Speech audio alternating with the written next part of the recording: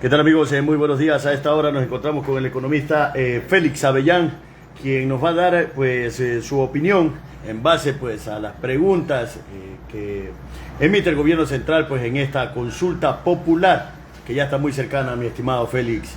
Denos su criterio en este día. Bienvenido. Bien, muchísimas gracias por el espacio, señor periodista. Siempre el saludo respetuoso y solidario a toda la comunidad, a los radioescuchas, a quienes ven este prestigioso programa. Efectivamente, el 21 de abril se va a llevar a cabo una nueva elección. Vamos a tener que ir a las urnas los ciudadanos, obligatoriamente en el Ecuador, para la consulta popular. Por un nuevo Ecuador, así lo plantea quien la promueve, que es el gobierno nacional. Con 5 preguntas de referéndum y 6 preguntas de consulta popular para temas trascendentales para la vida democrática del país, principalmente por algo que nos azota hoy por hoy, que es la inseguridad, ¿verdad? Entonces se han planteado algunas preguntas como la intervención de las Fuerzas Armadas, que se mantengan dando apoyo a la policía para poder recuperar la paz en la localidad. Hoy, a casi 4 meses de que hubo el decreto 111, en ciertas localidades se ha logrado recuperar esta paz. De hecho, me atrevería a decir que Esmeraldas es uno de los cantones que, habiendo estado catalogado con el color rojo durante todo este tiempo que duró el estado de excepción, hemos logrado recuperar de cierta forma la paz en la localidad.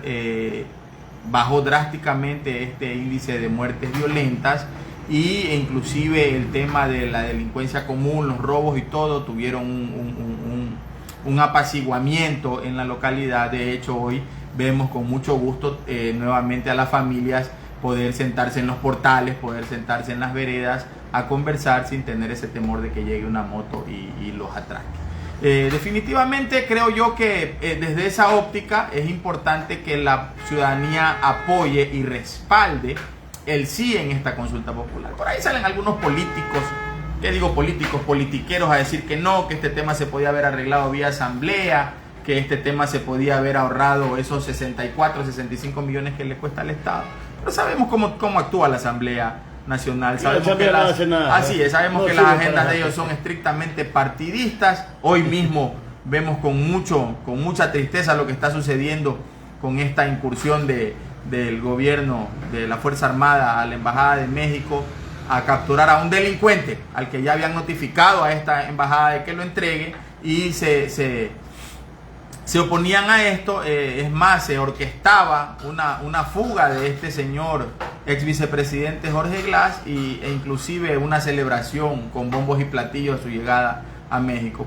Se tomó la decisión de no permitir esto, y obviamente las Fuerzas Armadas actuaron e ingresaron a la embajada, que no es que justificamos eso, ¿no? Porque de acuerdo a los tratados internacionales hay que respetar estas localidades que son territorio extranjero incrustado en nuestro territorio y que tienen ciertas salvedades para cuestiones de intervenciones militares o policiales. Sin embargo, está la otra arista, que es el hecho de que se iba a fugar un delincuente sentenciado, con la alcahuetería de este gobierno de Andrés Manuel López Obrador de darle un asilo político a alguien que está sentenciado y que simplemente tiene que ir a cumplir su condena a la cárcel.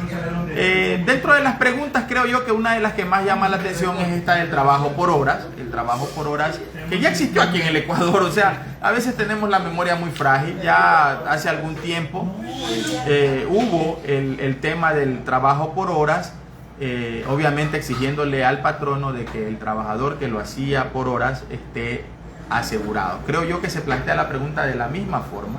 No hay precarización laboral. Creo yo que abre la oportunidad, mediante la flexibilización laboral, de darle trabajo a gente que hoy se encuentra en informalidad. Mire, nadie ataca los temas relevantes del país, como tener un 65% de la población con trabajo inadecuado, con subempleo, ¿sí? Solamente un 37% de la población con trabajo adecuado, y una tasa de desempleo del 3.5, 3.6%, en la que nadie menciona. Hoy el gobierno habló de que se han creado 50.000, 60.000 plazas nuevas de trabajo. Por allí salen otras informaciones estadísticas y datos del INEC en el que dicen que se han perdido desde el mes de noviembre del año pasado hasta la fecha 83.000 plazas de trabajo, con un neteo de aproximadamente 14, 15.000 plazas menos de trabajo. Entonces, esos temas relevantes nadie los ataca. Yo creo que esta cuestión del trabajo por horas es un mecanismo para abrir la puerta a que vengan inversiones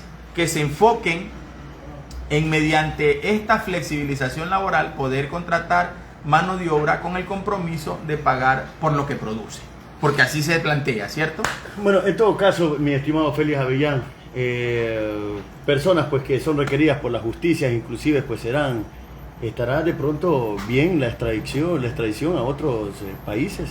Mire, este asunto de la extradición creo yo que es un mecanismo coercitivo para las personas que infringen la ley, el pensar en que van a pasar a manos de la justicia norteamericana, por ejemplo, de ser el caso, en el caso de las personas que se dedican al tráfico de sustancias ilícitas y todo, y que obviamente ese es el mercado al que ellos envían el producto, son requeridos por la justicia de ese país, y de hecho como que vamos a pensar un poquito más en el momento de entrar en una actividad ilegal. Si no quieres que te extraditen, no infrinjas la ley. Obviamente dedícate a trabajar de forma honesta, honrada, sacando adelante tu familia como manda la ley. Creo yo que es así. Bueno, en todo caso, pues hay que apoyar al gobierno, ¿no? Yo creo que hay que apoyar, se plantea un nuevo Ecuador. Alguien dijo por allí que no se solucionan los problemas coyunturales ni estructurales de la economía aprobando leyes, pero creo yo que sí son una herramienta para dar paso a las decisiones que debe tomar la persona que gobierna nuestros destinos para poder salir del bache en el que estamos, bache económico, bache socioeconómico. Creo yo que el Ecuador está ahorita en un punto bastante bajo dentro de su ciclo y tenemos que levantarlo. Y precisamente porque usted conoce del tema, le iba a preguntar, mi estimado Félix. El gobierno central emitió un comunicado en estos días que iban a pagar las alícuotas a la mayoría de los gobiernos descentralizados, las juntas parroquiales y todo lo demás. Pero dice, pese a la situación prácticamente precaria o nefasta que está viviendo el gobierno está viviendo una época bastante difícil económicamente, mi estimado Félix, ¿o no? Sí, así es. Hay un atraso de aproximadamente 4.600 millones de dólares. La caja fiscal quebrada, escuálida.